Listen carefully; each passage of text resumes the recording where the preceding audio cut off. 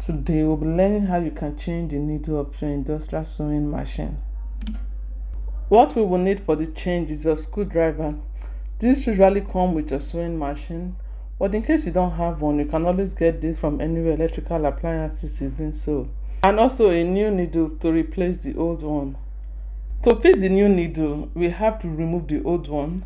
That can be done by unscrewing this nut here. But you don't really have to unscrew completely, just a little, and the needle is fit to come out. If you take a closer look at your sewing machine needle, you will discover that one side of it has this long part depthed inside.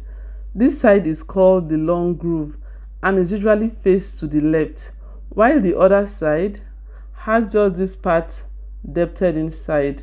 This part is called the scarf and is faced to the right. We just go ahead now to fix the needle. So this is the scarf.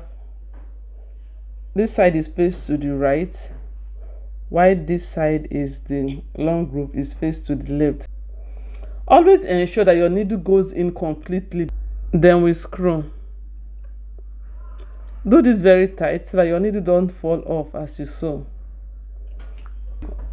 If you find today's video helpful, I would like you to subscribe, give this video a thumbs up, and also leave a comment below.